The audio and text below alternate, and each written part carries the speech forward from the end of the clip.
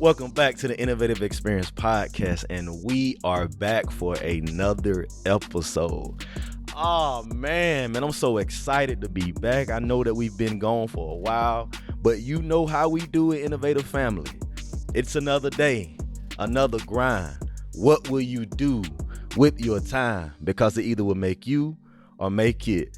Oh man, listen, I'm telling y'all, like we got something special for y'all today. We got a special guest. I'm finna get ready to bring her in just a minute, but man, I'm so excited, family. I'm so glad to be back for the Innovative Experience Show. But let me just go ahead and introduce wife, mother, entrepreneur, CEO of Cheerleaders Elite, HBCU alumni of Bethune-Cookman University and the University of Central Florida.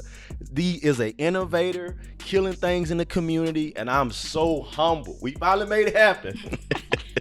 We finally made it happen to be able to get the one and only queen, Coach Shasmine Thomas. How you doing, family? I'm doing good. I'm so happy to be here. I'm excited. So yeah, I'm excited.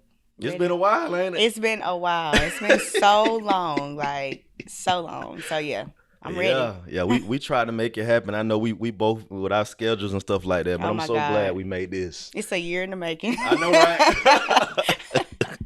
So yeah, I'm excited to be here though. Most definitely. Like we got something in store for y'all. So I'm just a little bit of background. We are from y'all family, the same city, Douglas, Georgia. Douglas, Georgia. Come on, Coffee County Trojans, and home of the Trojans. We go all the way back to kindergarten. Kindergarten, right? on the fence at recess. So yeah, we go all the way back. Graduated together, the class of 2010. Yes, come on, class of 2010. I know we just had our class reunion. I'm sorry, y'all, that I couldn't make it. It was crazy, but I will be at the next one. Yes, you gotta be. We had so much fun. I ain't gonna miss that one. But hey, class of 2010, shout out to y'all. But listen, today I just really want to really introduce you to this incredible young queen. And I know we talked about earlier that we've been knowing each other during kindergarten. Yeah. Eastside Elementary days, right? I know, yeah. So take me back a little bit to your upbringing, like growing up in Douglas, Georgia. Mm-hmm. You know, how was it growing up for you in Douglas, Georgia? Well, mostly, growing up in Douglas, that's our hometown. Right. I grew up around, my grandparents. My mom, my dad were still like in college and school. So my grandmother and my papa kind of like took that role. And of course my parents were there raising me. Mm-hmm. Raised in the church, grew up in Baptist church. Yes, sir. Sunday school, 8 o'clock, 8 a.m. service, I'm just a homegrown, hometown girl. Christ was always my focal point. That's where I started. I started in the church, and that has carried me, actually. My faith has carried me to where I am now. So I cannot thank my parents and my grandparents enough for just instilling that in me at just such a young age. So, yeah, that's pretty much it. Right. And now one thing I can remember, I know you may not think this. Oh, Lord. But like I said, we graduated in 2010, mm-hmm. coming from Douglas, Georgia. I grew up on the southeast side, kind of Douglas on the way across highway. Yeah. And one thing I do remember about you, what? You one of the most popular girls in school. No. Everybody says that, but I didn't really feel like that. I just feel like I know a lot of people, mm-hmm. and because I'm such a social butterfly, I will talk to anybody. It does not matter who it is, and just because I like the love I really have for people, I guess that's what made me feel, or made people feel like I was popular. But to me, I did not feel popular. I just felt like, I just knew a lot of people, and I loved people so much genuinely. So, I can see how people could probably get it confused because I was, known in high school and elementary school. But yeah, I was always just so humble with it. So was it always easy for you, like through school? Did you have like any, challenges or hurdles growing up, or was it always just everything came so naturally for you as a social butterfly? You really didn't go through any things at home, or was it just always you just had the drive to excel in everything because you always was smart? Well, for me, I was the only child, so I thought, I guess that's why I was so social because I didn't have nobody to talk to at home but my baby dolls. Like, Mm-hmm. I wanted to. I mean, I guess I saw everybody's like brothers, sisters, stuff like that. But like honestly, like I did have challenges. I had a lot of challenges, and my mm, main challenges was myself. mm. I always got in the way of me. Like I was always an overthinker. I always like worried about what people thought about me. I always worried about what people said about me. So it kind of like just those are my challenges. Like, and as far as being smart, I was smart, but it was like I had to do a lot of studying to achieve like those things. Like math was always I hated math. Still hate math. I love money. I just hate Talk math. about it. So like, those are my challenges. Like everybody pretty much thought like that I had it all together, Right, right. because, I do come from a good family. I Mm-hmm. did have a good upbringing, but not everything is what it looks like. A Mm, lot of the stuff I went through, my parents were divorced. mm. So I went through divorce at the age of, I think I was, and mom, I'm sorry if I'm saying this wrong, but You from what good? I remember, I was like 4 to 6 years old, Wow. around that age, 7, 8, give or take. Mm-hmm. But I went through divorce. So I had to deal with that growing up through high school. Like my dad moved away when I was in the 6th grade. Mm, He moved to Denver. So imagine, my daddy being there and then mm-hmm. my daddy not being there, and I don't get to see him as much as I used to. Right. So, just dealing with that and, just trying to overcome things that I needed to overcome as a young girl, like any other young girl and teenager would have to go through, and Mm. just doing stuff like that. Like I was just trying to fit my mold. Like I was trying to find myself, like with also dealing with the challenges, my personal issues that I faced with at home, So I guess people saw popularity, but I saw like, oh my God, what am I Wow. gonna do? Wow. So yeah. Wow. I know of course we graduated 2010. What did you transition? What was the transition like right for you, like coming after high school? Honestly, my transition leaving from Coffee Hut in 2010, Mm-hmm. I went straight to Denver. I moved with my dad Mm. because I had lost that time and I Right. wanted to make that time back up, Mm-hmm. being and living with my daddy. So I moved all the way out to the Midwest, To the Midwest. to the Mile High City, Denver, Colorado. I went to school at Metropolitan State University, Mm-hmm. and that was interesting because I never experienced snow. I never experienced so many, like a melting pot of people. We Right. from the South, we country, we grew up the way we grew up. We had certain mannerisms, we had certain things, and then you go out here because it's a whole big world Right. out here waiting for you, and you don't have your mama to wake you up for school. Talk about You it. don't have homework that you better do your homework. You better study. No. Mm-hmm. So, it was great. Like I love Denver. It was awesome, but it had its challenges as well, and that's a whole nother story. So, I always say that exposure leads to expansion, and oh I know we yeah. grew up in these small towns like Mhm. Douglas, Georgia. And when you first transition to a place like the Midwest, everything is different. It's Everything. so different. The culture is different.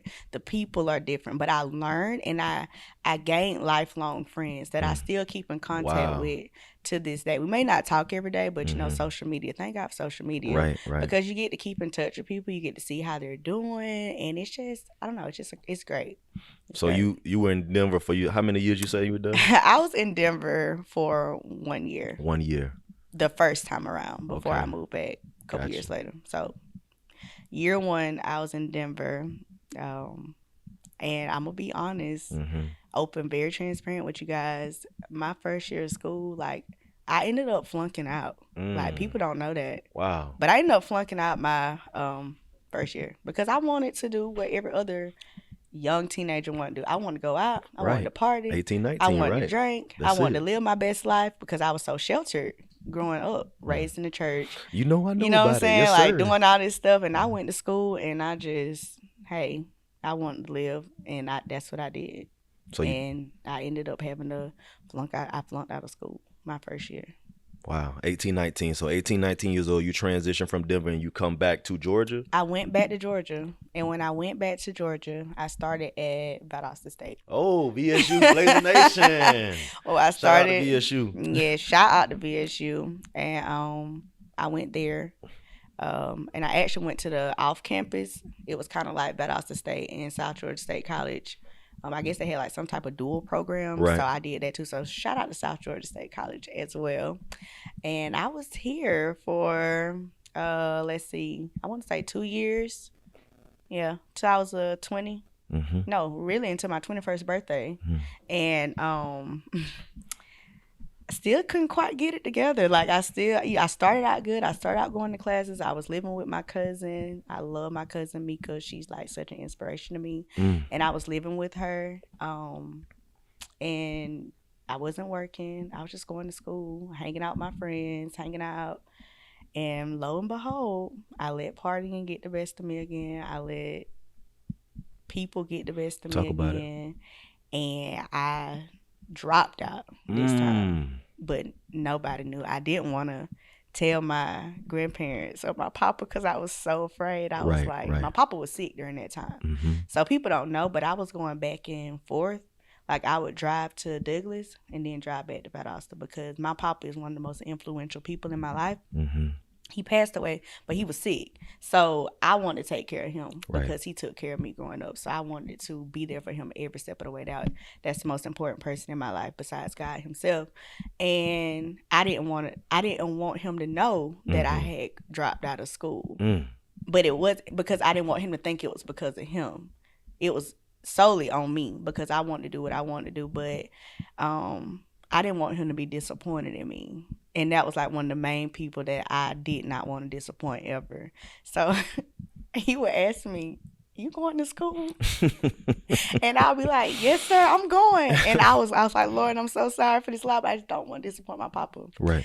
And to this day, he never knew. And I kept that from him because I wanted to make him proud in every aspect of my life. Because, like I said, he was one of the most influential people. So, long story short, I just ended up staying in Douglas, and I never told nobody that I had dropped out of school. So you stayed in Douglas. Let's pause right here. So let's kind of just go back a little bit. You go from Denver 1 year. You went through some challenges, flunked out of school. Then you came to Valdosta State.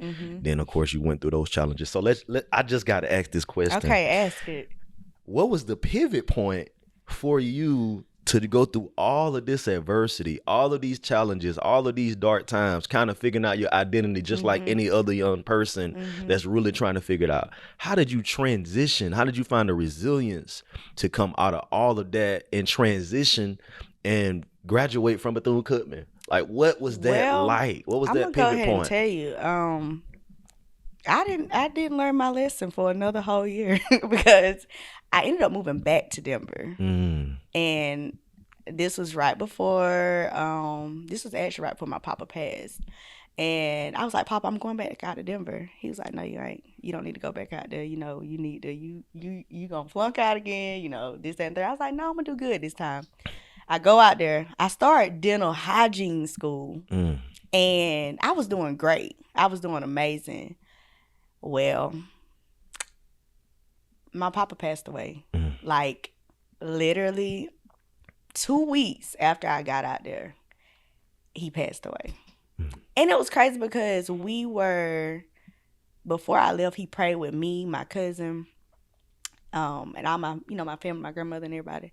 And that prayer, I never felt like that after a prayer. Like, I felt so, like, emotional. Like, that was going to be the last time I saw him. And not knowing 2 weeks later that was the last time I saw him. Like, I just remember, like, calling, and I was calling, trying to speak to my papa, and they'd be like, "Well, he's asleep," or "He did see that." And I'm like, it's not like my papa, you know what I'm saying? And the last conversation we had, he was like, "Your grandmother cooked me grits this morning, but I like yours better." He was like, he was telling me he missed my grits. Right. And he was like, "What day do you start school?" And I told him the day I start school. He said, "That's a good day." And I was like, "Why is it such a good day?" He's like, "It's just a good day." And I was like, "Okay, Papa." I was like, "Well, I'm going to talk to you later because I'm about to go home. I'm about to get my homework." And the next morning, actually, I found out he had passed. And that was a feeling like no other because I wasn't there. But if I would have been still there living at home, I would have, been the one that found him. Or it was just on my heart so much. I was like, well, maybe if I would have been there, he would have just kept fighting a little bit longer to try to stay because that's the connection me and him had. Like it was me and him against the world. So he passed away, and that kind of like was my I Everything. couldn't function anymore. Like I was in a new state. I didn't have my papa. I couldn't talk to him. And a month later, my grandma passed away. Man. And my this is my great grandma on my mom's side, but she was very influential in my life as well. I used to go between her house and my grandmother and my papa house, like just taking care of both of them and just being there with them. And they both died like back to back. And I was the last person to talk to her. Like I talked to her, and an hour after I talked to her, she passed away. So I was just like, oh my God, I am not gonna be able to make it. My goodness And I gracious. ended up, and I'm just being real. I'm being very open, transparent, honest. This is nothing against, my father or anything, but Wow. me and my dad did not have the best relationship. Mm. And I don't know if it was because of the leaving when I was in middle school, the disconnect. I don't know, but you know how teenagers are. I was a young girl. I'm still learning. I'm still trying to figure out life, holding on to this hurt that I've had, Yeah. and Yep. not having the best relationship with him, and me and him fussing, fighting. I'm like, oh my God, this is not gonna work. And I ended up coming back home to Douglas again. Mm. But this time when I came back to Douglas, I was able to transfer to the same school that I was at. So I ended up going to Jacksonville. When I went to Mm. Jacksonville, went to school there. I did not have my own apartment in Jacksonville. My clothes were in the trunk of my car, and my aunt Robin, I love her so much. Yeah. Yeah. She let me live with her, so I was living with her, sleeping on her couch, and I had my car and my clothes, and I finished school. It was times, I didn't have money, like Mm. it was time.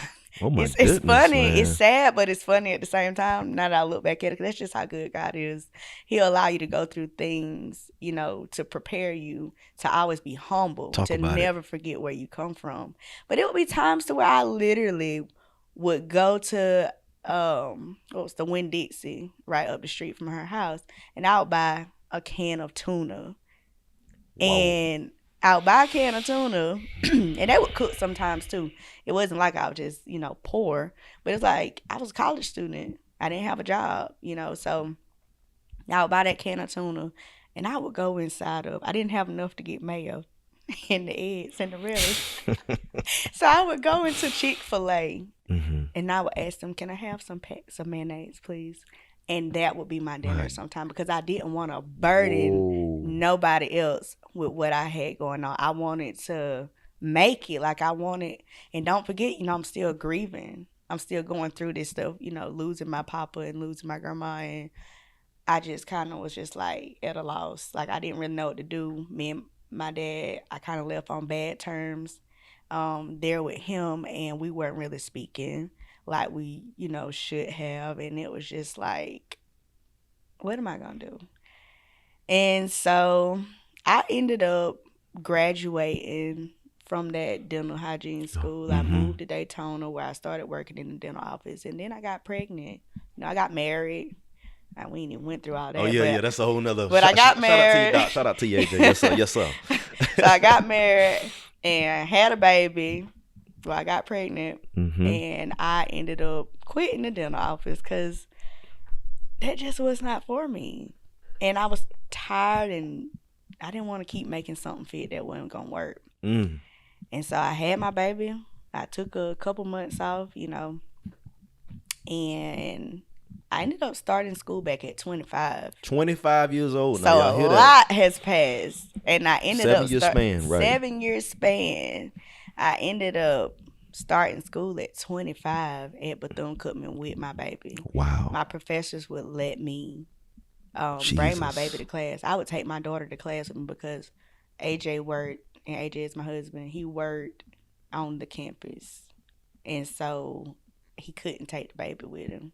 And shout out to my people in Daytona, my auntie, my uncle, my cousins. Like, they would really help me out with Gabby. That's my daughter. They would help me out with her when they could. But when they couldn't, I had to bring her with me. And my professors they were amazing because they allowed that. Shout out to HBCUs Talk for about it. doing everything they can, Bethune-Cookman University for helping out as much as they did. So I think my pivotal point was making up in my mind that I can either lean and depend on, my struggles and my obstacles and my trials, or they can be the fuel to my fire and I can go after what I really, really want. I knew that wasn't the life that I wanted. And quite frankly, I knew that wasn't the life that God had for me. Like, I just felt it like this cannot be what I'm supposed to be doing. So my daughter really inspired me to go to school because I had this baby looking at me, like, and it was just the look in her eyes. Like, my baby is like, I want to be something that my daughter can look up to. I want to set that bar. I want to set that standard for her. So that was kind of what gave me that push. Like, I played around so long. I went through it. I didn't do the traditional route of school. I just kind of I just did what I did, and the eggs just fell like in the right basket, and I ended up just going for that. And it's so crazy because I ended up finishing school in 3 years. Wow. So if I would have started with the mindset that I had when I started school, for real, I would have finished school in 3 years. I probably could have been way farther ahead, but that's not the way God wanted it to go. That's not the way. I always say this, that if it's no trial, there's no story. Exactly. And man, I remember when actually, it might have been, I don't know if the timing is right, but like 2019, close to before COVID hit. I don't know when you moved back to Douglas. We'll get to that again. But I saw you at Old Times, and we were going through get my food and stuff like that. And we chatted a little bit, and you like, you know what? I just moved back. I did. To Douglas, but I don't know why God has me here. I don't know why he brought me back here, coming from where you came from Florida to back to Georgia. Yeah. And which transitions into really my next point. Yeah. Cheerlead's Elite. Yeah. Right. Shout out to y'all. How did all of this kind of start? The idea, if you knew that there was something you had to bring back that was bigger than yourself. I'm gonna be honest. I never thought in a million years that I would be doing this. I've started a business. I had a t-shirt business. It was called Humble Queens. Humble Queens, okay. And it wasn't for me. I was like, no, I don't want to do this anymore. It's hard. It's too much. But with Cheerleaders Elite, that's nothing that I cheered in high school. Yeah, I remember. But that's it. Right. I never would think I would be a coach, none of that. Right. About 10 years ago, I was at church at Hightower. Right. And shout out to my Bishop Scott and my first shout out Tina Scott. Love y'all. I got prophesied to by this prophet that came in, Prophet Prempe, from Africa. Well, London, but he's from Africa. And he told me, because I was working at this restaurant called Lil Mike's, and I wasn't in school. That was that time period where I wasn't doing it. I was just home for the summer waiting for school to start back. Most definitely. He told me, he said, he said, do you like where you work at right now?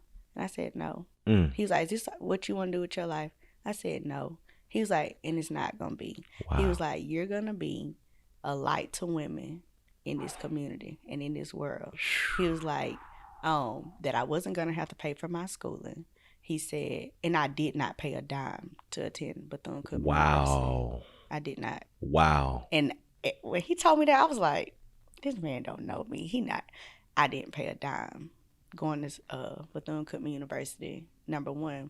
Number two, I was like, now being a light to women, like what, how, girls, like, how is that going to transpire? Like, I'm just looking at him like, and then he was like, you're going to be one of the wealthiest women in your family. And I was like, all right, this man don't know me. I'm still young in my faith. How does man know me? And 10 years later, when I met you when we met together at Old Time, 2019, I really didn't know what I was doing in Douglas because why am I back here again? Right. Like for what? Why do you keep bringing me back to this place? Yeah. Um, and I just remember I was subbing for different schools. Mm. I was subbing like because I didn't have a job. I didn't have anything to do, nothing. And I remember being in my apartment complex, and I would see these little boys out there flipping, and it was three little boys, and I was like, just looking at them like, how y'all know how to flip like that? And they was like, we just do it. I said, well, let me help you, you know. And we started flipping, and I was fixing their form. I've never taught tumbling before. I've never done any of this stuff. But it was just like I knew what to tell them to do to make them make it look better. Mm. And so that's how it started, helping these young boys in the back of my apartment building during COVID. Gracious. And then this one lady, she hit me up and she was like, my daughter's trying out for the school team. She's never cheered before, and quite frankly, I don't know if she's gonna make it. I say, whoa, don't tell her that she not. Now, don't put that in her head.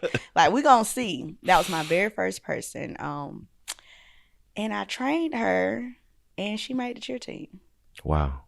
She never cheered before, and I was just like, you know, nothing to do. Right. Like, so that just turned into, let me just start helping kids on Saturdays. Mm. They have nothing to do. I have nothing to do. And the first day, we had about almost 100 kids.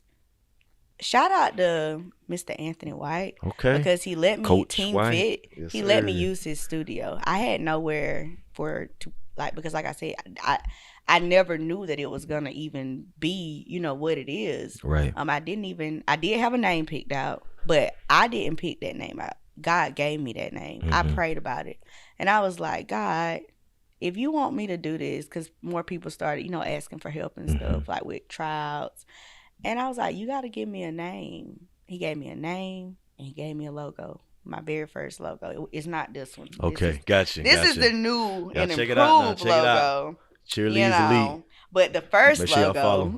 yeah, make sure y'all follow us on all social media platforms. Cheerleaders Elite. Most definitely. But he gave me the name, and I was like, okay, I don't know how we're gonna roll with this, but what we about to do, guy? You know, it's me and you, and we grew out of that studio, and we ended up going to the Central Square Gym. And we did it there for a while. Oh my goodness gracious. And then we got kicked out of the Central Square Gym. And not in a bad way or anything like that. It's just, you know, we had to leave. And at that point, I didn't know what to do because I didn't have nowhere to go. I had all these kids and I had nowhere to go. So we started practicing outside. And it was like in January. So it was cold. I still have the videos. My kids out there in their jackets. Oh my out there in my apartment complex. The neighbors mad because we being loud. And I ain't care because you don't know my struggle. And my kids need somewhere to practice. Talk about it. This is what we're going to use. Right. So we ended up going there. And my grandmother, I'm telling you, I was so burning down because I was like, what am I going to do? I have all these kids. And the church I grew up in as a child, Young's Chapel. Oh, Young's Chapel. Young's Chapel Baptist Church. And that old church, my grandmother's like, well, there's nobody in there, you know, and if it's okay with, you know, deacon board and stuff like that, you can just go there. We ended up going to that church and we cleaned it up. We fixed it up as much as we could. And we were in that church for like, I don't even think a year, maybe like 6 months, somewhere around there.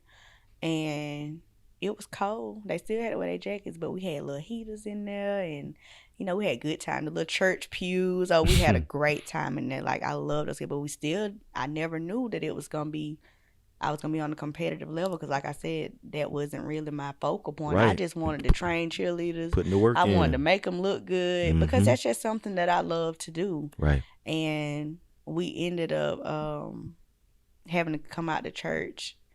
And I ended up finding this building. Shout out to Mr. Anthony White again for putting me on. And we found this building. And I called the landlord, talked to him, and literally on April 1st, April Fool's, I told my kids, I'm gonna play a prank on them because it's April Fool's Day. I was like, y'all, I'm sorry. We're going to have to stop doing CLE because I don't have anywhere. And they were just crying. They were so upset. And then I was like, but I got one more surprise for y'all before we leave. And when I opened it up, they was like, what is this? What is this? I was like, this is our new gym. Oh my goodness. And they went crazy. Like, they were so excited. You know, it was such a amazing feeling. You know, I had my coaches, I had my dream team, I had my girls. Everything was falling into place. I had a gym. I was like, thank God I finally made it through all of this bad stuff that's happened in my life. And I'm finally operating in some type of purpose. It's got to be purpose, because even then I still didn't know that was purpose. Like, because I'm just going through the motions, just cheerleading.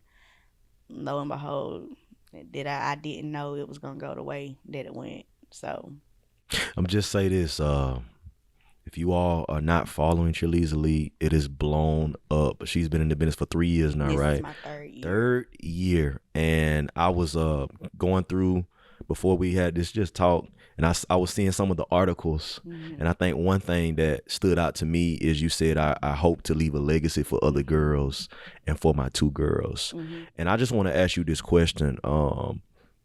If you could give a word mm-hmm. to a young queen or whoever's mm-hmm. out there that's listening to this right now that is on there, they think that it's too late. You mm-hmm. say you started at 25 mm-hmm. going back. Yeah. And they don't know which way to step. They don't know how to take control of their life. Mm-hmm. They don't know what direction they want to go in right now. They've been going through it. Yeah. And they have this idea. They just know that something is pulling them. What word would Coach Shaz of motivation, whatever you want to do in your own way, give to that person right now that is listening to our conversation? You just got to start. Don't be fearful. Don't be fearful, because you don't know the plan that God has for your life, but God has already written your story. But if you never start, you'll never know how it's going to finish. You'll never know the work that He wants to do inside of you and through you, because like I said, I didn't know that I would be doing this. I went to school for business, and I'm a teacher, by the way, but I went to school for business. And I thought because I went to school for business, I had to be working in the corporate world. I never knew, like, don't doubt yourself ever. Don't ever doubt yourself. Like, you are wildly capable of anything if you just start and if you just do it. A lot of time fear get in our way, and not really a physical fear, but it's the fear of failure. That's my fear, is failure. And just up until this week, God literally had to show me and tell me, He's like, you have no control. If you fall, if you fail, just do it. He's not looking for nobody perfect, y'all. He's not looking for you to have it all together. He just wants you to start. And just walk. Ask Him for guidance. Keep Him at your focal point. And just start. That's all. Like, literally just start. Just take that first step. Just take your first step. Like, just begin to walk and move. Like, I don't care what's on your left-hand side. I don't care what's on your right-hand side. Sometimes we have to literally block out the distractions. I've had to do that this whole year. If I did not block out the distractions, the losses, the heartache, the betrayals, the hurt, the trials, the tribulations, and when I say losses and losses, I'm talking about for real. I would have been gave up. So you got to just start. You got to wake up every day and choose not to quit on yourself. You got to really motivate yourself every single day. Put that in your head that I'm going to be the best. And I want to be so good that nobody can ignore me. And be confident. I teach my girls all the time, confidence is key. You got to be confident about yourself. Everything about you. When you walk in the room, you command that room. The energy should automatically shift. So, yeah. People will quit on you every day. But you can't quit on yourself. That's it. Shasmine Thomas. Yeah. It's another episode of the Innovative Experience Podcast. Man, Yes. we this is definitely part one of this. Oh yeah. And I'm still blown away at everything that you went through and now what you're doing, the purpose of giving back and saving a lot of these young queens out here. Yes. So tell everybody how they can follow your socials or anything or everything that you're doing. Yeah, so we're on Facebook, Instagram, and TikTok. Actually, on Facebook it's just Cheerleads Elite. On Instagram it's Cheerleads Elite, and on TikTok it's Cheerleads Elite. So, but most of my content I post on my personal TikTok page, which is at Coach Shaz. So you can follow me on there as well. Make sure y'all following and tune in for more shows like I always end. We'll see you at the top because the bottom is too crowded.